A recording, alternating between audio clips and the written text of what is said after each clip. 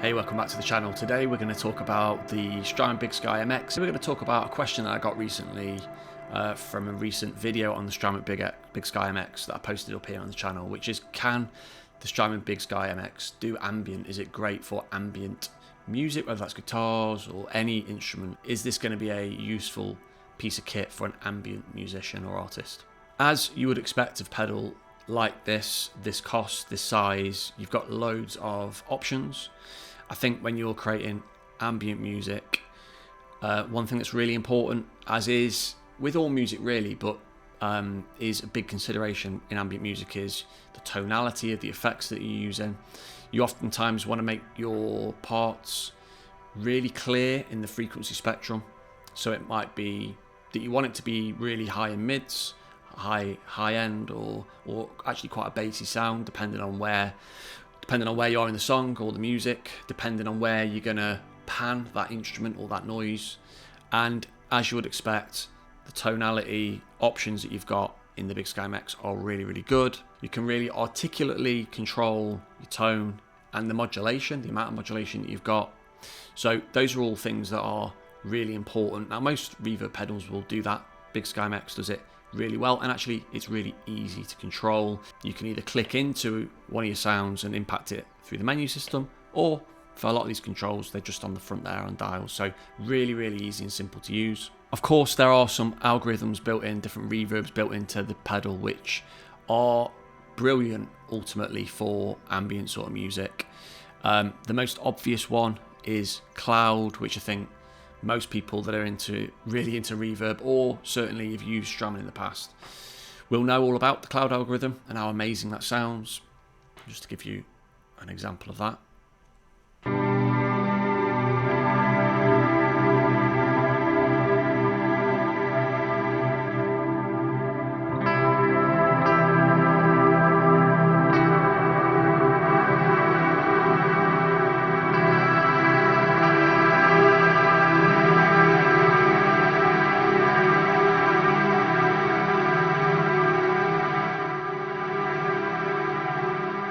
So massive decay possibilities on there, 50,000 milliseconds, which is crazy.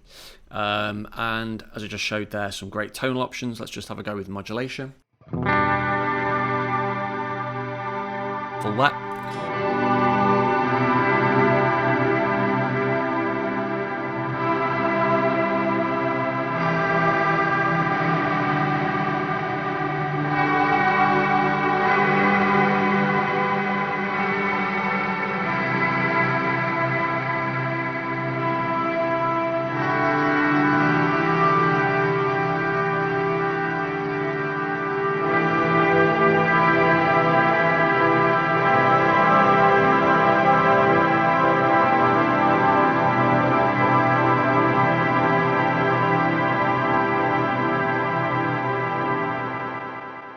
The main reason why I think this pedal is fantastic for ambient music is something that I have talked about in the past.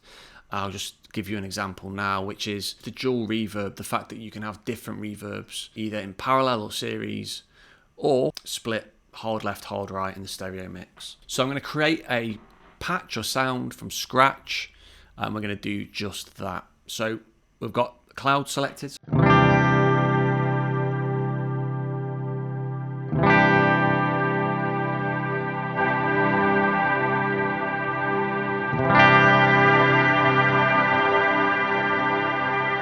So there we go, we're going to do 20,000 milliseconds, so really long decay.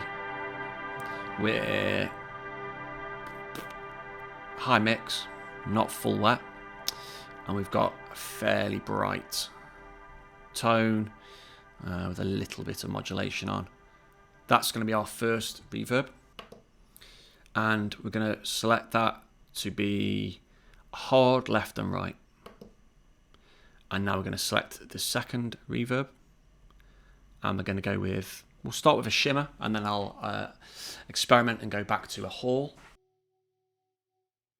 So at the minute we've got Cloud coming out of my left speaker, we've got shimmer coming out of the right hand speaker, and we've just controlled all the parameters for either.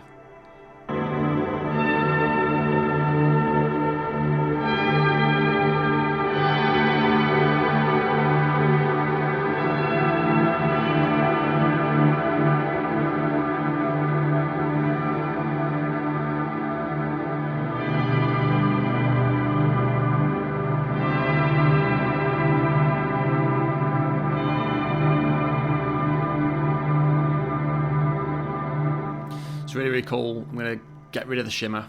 Don't use shimmer that often, really. I'm going to go to Hall. I love the Hall on the Big Sky.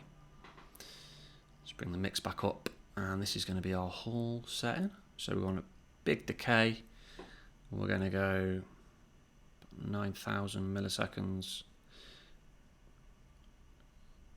A pretty high tone. Don't want any pre-delay on this. And then a full mix.